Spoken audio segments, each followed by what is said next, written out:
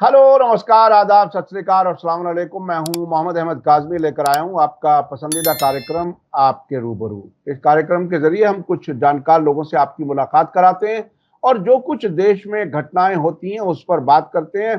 इस वक्त देश का जो सियासी पारा है वो गर्मी के टेम्परेचर के साथ साथ बढ़ा हुआ है और सभी को इंतजार है 4 जून का।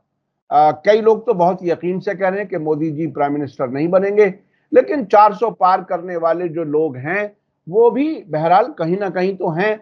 वो अपनी बात अब भी उसी तरह से कहने की कोशिश कर रहे हैं।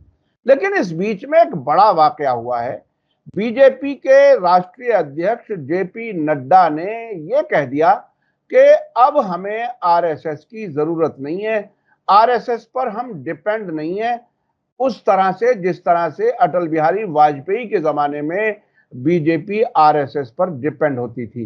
अब से पहले कई बार ये बात कही जा चुकी है कि मोदी जी ने अपनी छवि और अपनी ताकत इतनी बड़ी कर ली है कि अब आरएसएस उनके सामने बहुत छोटी रह गई है।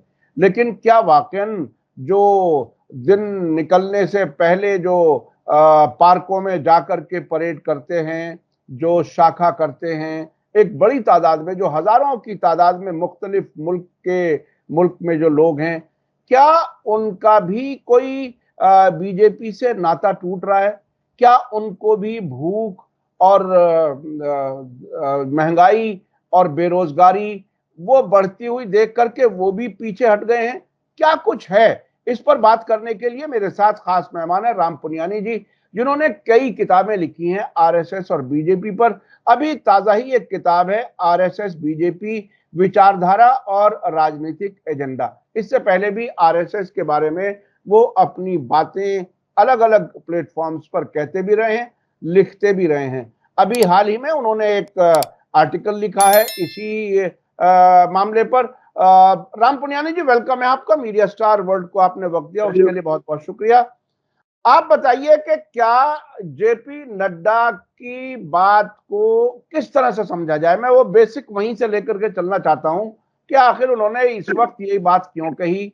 इलेक्शन खत्म होने के नजदीक हैं, अब क्या ये बेचैनी में बात कही गई या सेटिस्फेक्शन में? काजी भाई, हुआ ऐसा कि कई लोगों ने ऐसा ऑब्जर्व किया कि इस बार जमीनी सतह पे आरएसएस के जो स्वयंसेवक और प्रचारक हैं वो बीजेपी के लिए प्रचार नहीं कर रहे। ऐसा कई लोगों का ऑब्जर्वेशन था और उसी संदर्भ में कई लोगों को लगा क्या इस बार आरएसएस ने अपना कुछ रवैया बदल दिया है। पर ये केवल एक सतही बात है। और जहां तक बीजेपी और आरएसएस का संबंध है, ये आरएसएस परिवार से निकला हुआ ही संगठन है बीजेपी। ये कोई ऐसा संगठन नहीं है कि जो अपने आप में बन गया, पार्टी बन गई, ऐसा बिल्कुल भी नहीं है। अभी जैसे आप जानते हैं कि आरएसएस की भी उत्पत्ति जो हुई वो भी आज़ादी के आंदोलन के दौरान हुई। जो लोगों को आज़ादी के आंदोलन के मूल्यों से विरोध था, जो पुरानी व्यवस्था को बनाए रखना चाहते थे, जो दलितों के अधिकार के विरोध में थे, जो मुसलमान और क्रिश्चियंस को विदेशी मानते थे, उन लोगों ने ये संगठन बनाया और उन्होंने इसको हिंदू राष्ट्र की बात कही। अब उसमें क्या था, एक हिंदू महासभा थी जो राजनीति में काम करती थी और दूसरी आरएसएस थी। आरएसएस ने क्या किया, आरएसएस ने डायरेक्टली राजनीति में भाग नहीं लिया। इसने क्या किया कि बहुत सारे स्वयंसेवक प्रचारकों को ट्रेनिंग दी, यानी दिमाग से उनको एक मॉड्यूल उनके पास पहुंचाया कि हम अनादिकाल से हिंदू राष्ट्र हैं और मुसलमान और क्रिश्चियन विदेशी हैं और प्राचीन काल में भारत बहुत अच्छा था। अभी जो बदलाव आ रहे हैं वो हमारे हिंदू धर्म के लिए खतरा है। तो ये उनका मॉड्यूल था। उसकी बेसिस पे उनके प्रचारक तैयार हुए। प्रचारक उनमें काफी बड़े ओहदा रखते हैं और यही प्रचारक बाद में जाके देश के अलग अलग भागों में घुसे। ब्यूरोक्रेसी हो, जुडिशियरी हो, पुलिस हो, एजुकेशन हो, इसमें घुसे और इन्होंने फिर दूसरे संगठन भी बनाए। सबसे पहले तो मातहत संगठन था राष्ट्र सेविका समिति का 1936 में। उसके बाद बहुत सारे संगठन वैसे अखिल भारतीय विद्यार्थी परिषद, भारतीय मजदूर संघ, सेवा संघ, वनवासी कल्याण आश्रम, विश्व हिंदू परिषद और आखिर में तो नहीं, 1984 के आसपास बजरंग दल भी बना। तो खैर ये एक तरफ हुआ। अब हुआ क्या कि गांधी का मर्डर जब गोडसे ने किया तो गोडसे तो आरएसएस का ट्रेंड प्रचारक था, तो इसलिए आरएसएस को पे काफी उंगली उठाई गई, आरएसएस को बैन भी किया गया। और जब आरएसएस को बैन किया गया तो आरएसएस को लगा कि हमको भी राजनीति के क्षेत्र में अपना कोई संगठन चाहिए। तब तक इन्होंने राजनीति के संगठन क्षेत्र के लिए कोई संगठन की बात नहीं की। तो उसी समय हिंदू महासभा के जो श्यामा प्रसाद मुखर्जी थे, उन्होंने आर्य समाज और बलराज माधव की मदद से आरएसएस भारतीय जनसंघ बनाया।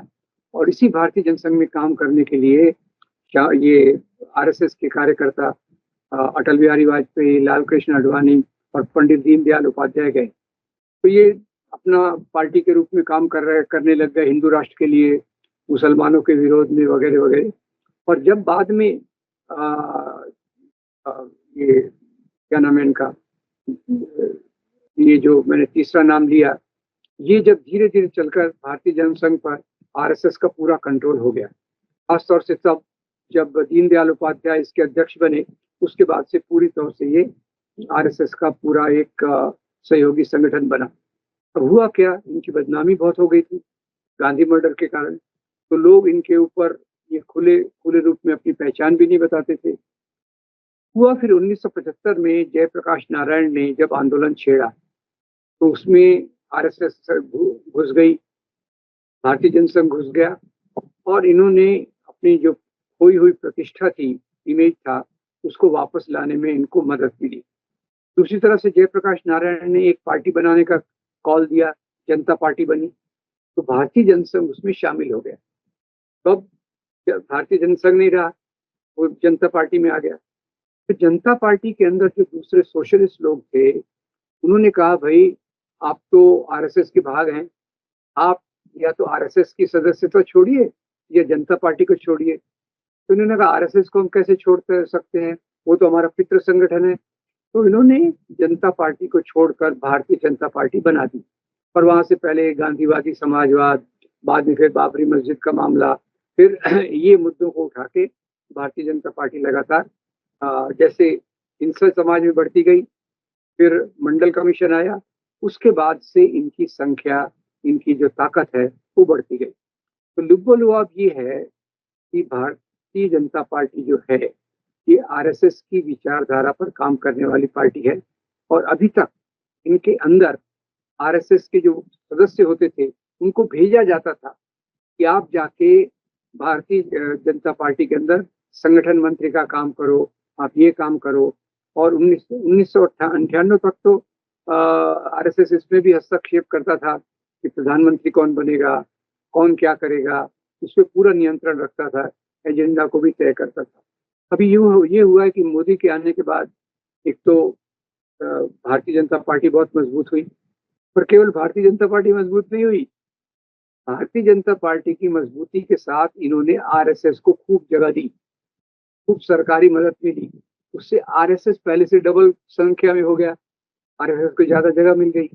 तो अभी भारतीय चुनाव प्रचार तो एक बात है, पर जहां तक उनका गहरा संबंध है ये बात और है कि नरेंद्र मोदी का ईगो इतना स्ट्रांग है कि अभी तो वह भगवान का स्वरूप खुद को मानते थे। अभी तो उन्होंने कल कहा भी सही ना, मैं कोई बायोलॉजिकल नहीं हूँ, मैं तो भगवान द्वारा भेजा गया हूँ। और उनके मानने वाले उनको भगवान का अवतार कहते हैं। तो इनका अभी इतना हो गया तो वो अपने ईगो में आरएसएस को महत्व देखने के लिए नहीं देते। पर ये बात भी सही है कि वो उनका जो एजेंडा रहता है वो आरएसएस से किसी प्रकार से अलग नहीं रहता। तो जेपी नड्डा जो भी कहें, मुख्य रूप से भारतीय जनता पार्टी का जो एजेंडा है उसमें और आरएसएस में कोई अंतर विरोध नहीं है। और मोदी का कद जो बढ़ाया गया, मोदी के कद के बढ़ाए जाने के बावजूद ये बात भी क्लियर है कि इनको पता है अगर इनको हिंदू राष्ट्र की राजनीति करना है तो एक लीडर को बहुत बड़ा खड़ा करना पड़ेगा, इसके चारों तरफ करिश्मा हो और वो जो तानाशाह के रूप में काम कर सके। इसलिए आरएसएस को उससे भी कोई ज्यादा विरोध नहीं है, वो भी उसमें मिलकर ही चलती है। तो अंदर से इनमें ज्यादा मतभेद नहीं है। अंदर से मतभेद क्या, ये एक ही है, अंदर से एक ही है, किस समय पे क्या करना, किस समय पे क्या नहीं करना। वो इनकी साल में एक बार मीटिंग होती है, अखिल भारतीय प्रतिनिधि सभा, उसमें आरएसएस से जुड़े हुए जो संगठन है, आरएसएस से जुड़े हुए मतलब जो आरएसएस के प्रचारकों ने, स्वयंसेवकों ने बनाए हैं, जो आरएसएस की राजनीति को, आरएसएस के एजेंडा को, हिंदू राष्ट्र की बात को आगे ले जाना चाहते हैं, वो सब एक बार मिलते हैं और कोऑर्डिनेट कर लेते हैं। तुम ये करना भैया, हम ये करेंगे, ऊपर से हम आपस में ऊपर से लड़ेंगे और अंदर से दोस्ती करेंगे। वो सब वही, ये मैं मजाक में कह रहा हूँ, पर ये सब उनका जो तय होता है उसी मीटिंग में तय होता है, और भारतीय जनता पार्टी उसका एक भाग है। तो मुख्य लुब्बुलुआब ये है कि भारतीय जनता पार्टी आरएसएस के एजेंडा का राजनीतिक भाग है, राजनीतिक भाग है। अब नड्डा जी जो बोल रहे हैं उससे कई लोगों को लग रहा है कि ये इनका कुछ अलग मतलब है। अलग मतलब कुछ नहीं है, मतलब वही है कि आरएसएस के प्रचारक अभी भी बहुत सारे बीजेपी में हैं। ये ख्याल कीजिए, आरएसएस बीजेपी में जो आधे से ज्यादा काम करने वाले हैं, उससे भी और ज्यादा काम करने वाले हैं, वो सब आरएसएस बैकग्राउंड के हैं। नड्डा जी आरएसएस बैकग्राउंड के हैं, मोदी आरएसएस बैकग्राउंड का है। तो वैसे उनमें कोई तफावत नहीं है, उनमें कोई विरोधाभास नहीं है। ये समय समय की बात है, डिवीजन ऑफ लेबर, किस समय क्या करना है, किस समय कैसे जाना है, ताकि हमारी राजनीति और मजबूत हो। यही उनका मुख्य एजेंडा है। अच्छा, आरएसएस वाले अपनी पहचान छुपा करके भी काम करते रहते हैं। अभी पिछले दिनों एक वेस्ट बंगाल के एक हाई कोर्ट के रिटायरमेंट के होते हुए जज ने ये ऐलान किया कि मेरा ताल्लुक आरएसएस से ही है और मैं अब वापस आरएसएस में जाने के लिए तैयार हूं। अगर मुझे कोई हुक्म होगा तो मैं काम करूंगा। तो ये एक तो ये कि अपनी पहचान छुपा करके ये क्यों काम करते हैं, एक तो ये सवाल मेरे जहन में आया। दूसरा ये कि नड्डा साहब को ये बयान इस वक्त देने की क्या जरूरत थी। इन्हीं दिनों कुछ अटपटे किस्म के बयान का जो सीरीज चली, उसमें मोदी जी ने भी बनारस जाकर के ये कह दिया कि मैं अगर हिंदू मुसलमान करूंगा तो मेरा सार्वजनिक जीवन जो है वो खत्म हो जाएगा। हालांकि अगले दिन उन्होंने फिर हिंदू मुसलमान करना शुरू किया। तो ये जो इस वक्त जबकि हमारी आपकी बात हो रही है, कल छठे चरण के मतदान होने वाला है, और क्या कुछ है इस वक्त इन बयानों का क्या मतलब? देखिए, पहली बात तो ये जो जज साहब की बताता हूँ आपको। अभी जब मैं बात कर रहा था कि इन्होंने लोगों को ट्रेन किया, प्रचारकों को ट्रेन किया, तो इनका पहला काम यही था प्रचारकों का कि आप जुडिशियरी में जाओ, नौकरशाही में जाओ, शिक्षा में जाओ, मीडिया में जाओ और हिंदू राष्ट्र के लिए वातावरण तैयार करो। तो इसलिए मुझे कोई आश्चर्य नहीं है कि वो जज साहब जीवन भर अंदर से आरएसएस, यानी जो असली दांत और दिखाने के दांत जज के रूप में बने रहे। एक दूसरे जज साहब ने भी एक दिन छोड़ा और दूसरे दिन वो खड़े हो गए आरएसएस के लिए। तो वो एक कोई आश्चर्य की बात नहीं है। ये आरएसएस के एजेंडा का भाग ही है कि हमको केवल राजनीति में काम नहीं करना, हमको आदिवासियों में भी काम करना है, दलितों में भी काम करना है, सबको अपनी तरफ हिंदू राष्ट्र की विचारधारा की तरफ खींच के लाना है। तो ये उनका पहला उद्देश्य। और दूसरे जो बयान इस प्रकार से हैं, जैसे मोदी जी का बयान है, अब वो मोदी जी का बयान ऐसा है कि मैं हिंदू मुसलमान नहीं करूंगा। वो हिंदू मुसलमान तो इनकी नस नस में है, उसके सिवा तो इनकी राजनीति हो नहीं सकती। वो इसके लिए उनको कहना पड़ा कि भाई आजकल कई बार उनकी आलोचना बहुत हो रही है। इस बार उन्होंने इतना लो लेवल पे पूरा प्रोपोगंडा किया है कि आपका मंगलसूत्र खींच के ये मुसलमानों को दे देंगे, आपकी एक भैंस उनको दे देंगे, आपके बाजरे के डब्बे का एक्सरे करेंगे और आपका रिजर्वेशन छीन कर ये मुसलमानों को दे देंगे। इस बार वो हद पार कर गए, क्योंकि इस बार उनके पास कोई और पुलवामा बालाकोट जैसा मुद्दा नहीं था। पहले समय जो उनका बदलाव का वो मुद्दा नहीं था। तो इसलिए हिंदू मुसलमान पेट भर के किया। और कहीं ज्यादा आलोचना आई तो उसके जवाब में कह दिया कि भाई अब से मैं हिंदू मुसलमान नहीं करूंगा। पर वो कहने की बात है, कहने में क्या जाता है, उन्होंने कह दिया और फिर से पुरानी अपनी रास्ते पर लौट आए। तो ये, और नड्डा जी का भी बयान इस समय इसलिए आ रहा है क्योंकि कई लोगों ने ऐसा बताने की कोशिश की कि भाई आरएसएस के प्रचारक और स्वयंसेवक इस बार बीजेपी के लिए काम नहीं कर रहे। इसके जवाब में उन्होंने वो बात कही थी। अच्छा, ये कितना बड़ा विरोधाभास है। भारत देश जिसको आजाद कराने में सबसे अहम रोल महात्मा गांधी का और आरएसएस के नजरिए वाले लोगों ने उनका कत्ल किया। बाकायदा अब से पहले बहुत सी चीजें इस पर आ चुकी हैं। और वो अंग्रेजों के लिए जासूसी भी करते थे, ये बात भी हो गई। 70 साल 60-65 साल में ही इतनी बड़ी तब्दीली आई इस आरएसएस के खामोशी से काम करने के नतीजे में, कि वही नजरिया जो महात्मा गांधी के खिलाफ था, जो अंग्रेजों के साथ खड़ा था, वो सरकार में आ गया। अब ये जो इतना बड़ा विरोधाभास है, कंट्राडिक्शन है पूरे देश के कैरेक्टर पर। आप इसको मतलब ये हो सकता है ये बात जरा पुरानी हो, लेकिन समझना चाहते हैं कि आखिर क्या कुछ है देश का नेचर, कल्चर, जो जो डीएनए जिसे कह सकते हैं, वो क्या है कि आखिर सिर्फ ऊपर ऊपर से कुछ बातें वक्ती तौर पर कह दी जाती हैं, वो उसके सामने लोग भूल जाते हैं, मेमोरी शॉर्ट है। क्या कुछ है, ये क्या क्या वजह है जिसकी वजह से देश इतने बड़े मुसीबत में फंसा? वही लोग जो अंग्रेजों की जासूसी कर रहे थे वही सरकार में आ गए, और उन्होंने 10 साल में जो कुछ करके दिखाया है, पूरा देश बेच दिया। क्या कुछ है ये विरोधाभास क्यों है? लोगों की मेमोरी शॉर्ट क्यों है? क्या है? देखिए काजमी भाई, ये सब कुछ आरएसएस के काम करने पे तरीके पे है। सबसे सबसे बड़ा तरीका, क्योंकि आरएसएस ने क्या किया उस समय, जो पुराने मूल्यों से चिपके हुए थे, जो हमारे राजाशाही के समय, नवाबशाही के समय जो ऊंच नीच के मूल्य थे, वो मूल्यों को लेकर ये लगातार लड़कों के अंदर एक ट्रेनिंग देते रहे। और वो ट्रेनिंग देते देते देते उनकी संख्या बढ़ती गई। समाज में प्रोपेगेंडा करते गए, समाज में प्रोपेगेंडा करते गए, समाज के अंदर काम करते रहे। और बाद में 2003 के बाद तो जब इन्होंने मीडिया को कंट्रोल कर लिया, बड़े कॉरपोरेट सेक्टर्स को अपने साथ कर लिया, तब तो उनका नैरेटिव जो था वो हर जगह पहुंचने लगा। इसके कारण जो हमारे देश का वैसे तो स्वभाव जो है, हमारे देश में बाहुल्यवाद, प्लूरलिज्म, सिंक्रेटिक कल्चर, मेलजोल का कल्चर, सब धर्मों की बराबरी से इज्जत, ये हमारे धर्म का स्वभाव है। पर भारतीय इसने ये आरएसएस ने जिस प्रकार से काम किया, एक बहुत सिस्टमैटिक तरीके से लगातार काम करते रहे।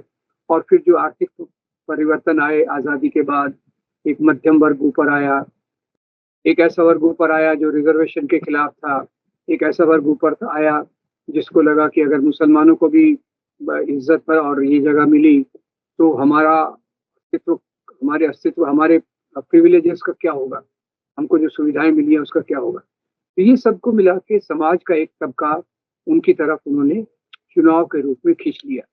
और ये उन्होंने आदिवासियों के तबके के बीच में भी काम किया, दलितों में भी काम किया, स्त्रियों में भी काम किया, धार्मिकता को बढ़ावा दिया, अंधी धार्मिकता को बढ़ावा दिया। तो उसके चलते जो गांधी, नेहरू और सुभाष चंद्र बोस की विचारधारा थी, उसके मानने वालों का काफी कमजोरी रही। उन्होंने अपने काम को उतने बखूबी नहीं किया। जैसे हम जैसे लोग जो इस पे समर्पित है इन मूल्यों पर, हमने भी लोगों तक अपनी बात पहुंचाने में नाकामयाब रहे, और आरएसएस की बात पहुंचती रही। ये ख्याल कीजिए, मेरे लिए एक बहुत बड़ा सवाल ये है कि जो यहाँ का प्रोग्रेसिव फोर्सेस थे, लोकतांत्रिक फोर्सेस थे, सेक्युलर फोर्सेस थे, उन्होंने अपनी बात को जनता तक नहीं पहुंचाया। और आरएसएस का जो मुकाबला करना चाहिए था वैचारिक तौर पे, लोगों की चेतना में, लोगों की सोच में, लोगों की समझ में जो काम करना था वो नहीं हुआ। तो इस कारण से जो हमारे देश की मुख्य परंपरा है मेल जोल की, उसको स्थापित करके ये हिंदू धर्म के नाम पे एक पावर आ गया सत्ता में, और यही उसका मुख्य कारण है। अच्छा, अब जिस तरह के इशारे मिल रहे हैं, बिल्कुल जरूरी नहीं है कि जो कुछ हम सोच रहे हो या आप सोच रहे हो या मैं सोच रहा हूं वो बिल्कुल सही भी उतरे, लेकिन 4 जून में एक बड़ी तब्दीली की उम्मीद बहुत लोग कर रहे हैं। एक बड़ी तादाद है जो इसकी उम्मीद कर रही है, और उसकी कई वजहें, मैं उस पर चर्चा नहीं करना चाहता। लेकिन सवाल एक बड़ा ये उठ रहा है लोगों के जहन में कि अगर इंडिया अलायंस की सरकार आ भी जाती है, जिसकी उम्मीदें की जा रही हैं, तो क्या ये जो इतना जहर हर सतह पर जिसका आपने जिक्र किया, क्या वो जहर कम करने में, क्या वापस प्यार मोहब्बत पैदा करने में कोई कोई कोई कामयाबी मिल पाएगी, या ये बीजेपी वाले आरएसएस वाले जो अब से पहले कई बार ऐसे सबूत सामने आ चुके हैं कि दंगे कराने में ये लोग आगे आगे रहते हैं, मुख्तलिफ तरीकों से समाज में जो मुश्किल खड़ी करते हैं, लॉ एंड ऑर्डर का इशू भी खड़ा करते हैं, और एक जमाना था जो हिंदू आतंकवाद की बात भी कुछ लोग कहने लगे थे। मैं उस पर भी चर्चा नहीं करना चाहता, लेकिन अगर इतनी मजबूती के बाद ये सरकार से बाहर जाएंगे, तो क्या नया जो गठबंधन, क्या क्या लगता है कि हालात को कंट्रोल कर सकेगा? कैसे हालात होंगे, क्या कुछ होगा? आप थोड़ा सा अगर कुछ बता सकें। मेरी समझ ये है कि एक पॉलिटिकल पावर अगर इंडिया गठबंधन के पास आ जाता है तो बहुत सारी चीजें जो पॉलिटिकल पावर के कारण बीजेपी कर रही थी उस पे एक नियंत्रण आ सकता है। क्योंकि इस बार देखिए केवल कांग्रेस ही नहीं है, कांग्रेस के साथ ममता बनर्जी की तृणमूल कांग्रेस, अखिलेश की पार्टी, फिर केजरीवाल की पार्टी, ये और फिर कम्युनिस्ट, ये सब मजबूती से इसके खिलाफ खड़े हैं। पर ये बात मैं आपकी बात को जोड़ के कहना चाहता हूँ कि इनका रियल मुकाबला तो जनता की चेतना के लिए संघर्ष में होगा। जो लोग समाज के लिए समर्पित हैं, वो चुनावी राजनीति में हो या बाहर हो, सबका एक बड़ा काम होना चाहिए कि हमारे देश की सच्चाई जो है, हिंदू मुसलमान एकता की और ब्राह्मणवादी मूल्यों के खिलाफ, मनुवादी मूल्यों के खिलाफ, मनुस्मृति के खिलाफ, ये दो चीजें हैं जिसके लिए एक राजनीतिक सत्ता के साथ साथ सामाजिक आंदोलन, सामाजिक विचारधारा का आंदोलन करना बहुत जरूरी रहेगा। अगर हम लोग उसमें सफल हुए तो राजनीतिक पावर डेफिनेटली इंडिया गठबंधन का मजबूत होगा। और ये इतना इन्होंने जो बड़ी एक इतनी बड़ी ताकत खड़ी कर दी है, निगेटिव ताकत है, समाज को बांटने वाली ताकत है, यूनिवर्सिटीज में घुस गई है, एडमिनिस्ट्रेशन में घुस गई है, जुडिशरी में घुस गई है। इस सब का मुकाबला करने के लिए काफी वक्त लगेगा, और पहले तो उस बात को पहचानना जरूरी है। हम में से कितने लोग इसको पहचानते हैं, पहचान सकते हैं, और अपनी जिंदगी का गोल यही बनाएं कि जो आरएसएस का काम उन्होंने किया, लोगों के दिमाग को एक नफरत भरने का, वो नफरत निकालकर मोहब्बत का पैगाम भरने का काम बहुत लोगों को करना पड़ेगा, बड़े पैमाने पर करना पड़ेगा, लगातार करना पड़ेगा। तो इनकी जो इनका असर है उसको हम कम कर सकेंगे। यानी नफरत के खिलाफ एक एक बहुत ही पुरजोर बाअसर आंदोलन की जरूरत है। अच्छा, मैं एक चीज एक बीच में एक जहन में मेरे सवाल आ रहा था, उस पर भी मैं पूछ लूं।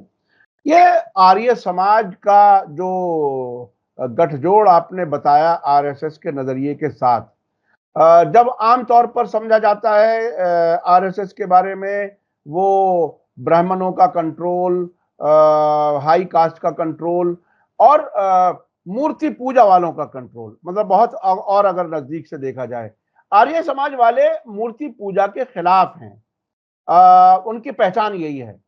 तो क्या आरएसएस ने अपने उस मकसद को हासिल करने के लिए हर किस्म के हिंदुओं को अपने साथ लाने की कोशिश की, जिसमें मूर्ति पूजा वाले और मूर्ति पूजा के खिलाफ भी लोग, सबको एक साथ इकट्ठा करने में कामयाब हुए? इसको भी थोड़ा सा आप बताइए कि क्या है। जो धार्मिक विविधता थी, धार्मिक विविधता थी, फायदा लिया और विश्व हिंदू परिषद का गठन किया। और विश्व हिंदू परिषद में मुख्य रूप से क्या है, जो इसमें अंदर हैं उनके विचार अलग अलग हैं, उनके विचार एक दूसरे से दूसरे हैं, पर एक नए प्रकार का हिंदू धर्म इन्होंने सामने रखने की कोशिश की है और लोगों को उसमें जोड़ने की कोशिश की है। तो आर्य समाज शुरू में इनके साथ था, पर अभी इनके साथ उस प्रकार से नहीं है। बहुत सारे और संगठन हैं, जैसे अभी ममता बनर्जी ने कहा कि रामकृष्ण आश्रम के कई मठाधीश जो हैं वो बीजेपी के लिए काम कर रहे हैं, और कई बहुत सारे बहुत बड़े जो धर्म गुरु हैं, बागेश्वर बाबा और दूसरे लोग, वो भी बीजेपी का ही प्रचार कर रहे हैं। तो ये बात सही है कि इन्होंने धर्म के नाम पर जो लोग काम करते हैं, उनको विश्व हिंदू परिषद के छतरी के अंदर लाने की कोशिश की है, ताकि एक प्रकार का हिंदू धर्म जो आरएसएस की समझ है, उसको सब जगह पर लादा जाए और इसमें उनके मतभेद ना रहें, ये उन्होंने करने की कोशिश की है। पर मुख्य रूप से ये है कि अगर हम अंबेडकर को याद करें और जो भी सामाजिक परिवर्तन के आंदोलन थे, उनको याद करके अपने, जो मैंने पहले बताया, एक लोगों के बीच में प्रचार का काम, और दूसरी तरफ के नेहरू, गांधी, सुभाष चंद्र बोस और अंबेडकर, इनके मूल्यों के आधार पे आंदोलन खड़े करें, इनके मूल्यों के आधार पे समाज में जाएं, तो निश्चित रूप से इनका मुकाबला करना आसान होगा। अच्छा, अब आखिर में मैं थोड़ा-सा फिर, जैसे कि आपसे पहले भी बात करने के आखिर में मैं अक्सर आपसे इस मौजूदा हालत में जब 2 चरणों की वोटिंग अभी बाकी है, ऐसे वक़्त में लोगों से क्या कहना चाहेंगे अब तक के मिले हुए इशारों पर, और अब तक आगे आने वाले हालात में लोगों को क्या करना चाहिए और क्या नहीं करना चाहिए? क्या एहतियात करनी चाहिए? कहाँ सँभल के चलना चाहिए? देखिए, मेरी तो एक अपील है कि जो अभी ताकतें, राजनीतिक ताकतें बात कर रही हैं संविधान के मूल्यों को जिंदा रखने के लिए, देश की बहु बहु ये जो मिली-जुली परंपरा को विकास करने के लिए, गांधी, नेहरू, सुभाष चंद्र बोस के रास्ते को मजबूत करने के लिए, गरीबों के अधिकारों के लिए, दलितों के अधिकारों के लिए, मुसलमानों की सुरक्षा के लिए, ये इसके लिए जो गठबंधन खड़ा है, इंडिया गठबंधन, उसको मजबूत करना चाहिए। और मैं इसमें स्पष्ट रूप से कहना चाहता हूँ कि वही रास्ता है कि हम देश को बचा सकें, क्योंकि अभी ये बहुत एक महत्वपूर्ण क्षण है। इस क्षण को अगर हमने खो दिया तो शायद बहुत लंबे संघर्ष से देश को गुजरना पड़ेगा। जी, जी। बहुत-बहुत शुक्रिया राम पुनियानी जी। आपने मुसलसल जब से राहुल गांधी ने यात्रा शुरू की थी, भारत जोड़ो यात्रा और फिर न्याय यात्रा, आपने काफ़ी उम्मीदें जताई थी और उस तरह के हालात अब बन भी रहे हैं। कांग्रेस ने भी काफ़ी अपने आप को बदला है, इलाकाई पार्टियों को एडजस्ट किया है और खुले दिल से सीट एडजस्टमेंट किया है। उम्मीद की जा रही है कि हालात बदलेंगे।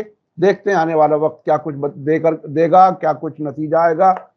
आने वाले वक्त में बहरहाल हमें सभी को इंतजार है। बहुत-बहुत शुक्रिया। इसी के साथ मुझे दीजिए इजाजत। धन्यवाद, शुक्रिया। जय भारत, जय हिंद। मीडिया स्टार वर्ल्ड के और वीडियो देखने के लिए हमारे चैनल को सब्सक्राइब करें और सीधे नोटिफिकेशन पाने के लिए बेल आइकन दबाएं। और अगर हमारी खबर सच्ची और अच्छी लगे तो अपने व्हाट्सएप, इंस्टाग्राम, फेसबुक और ट्विटर अकाउंट पर जरूर शेयर करें।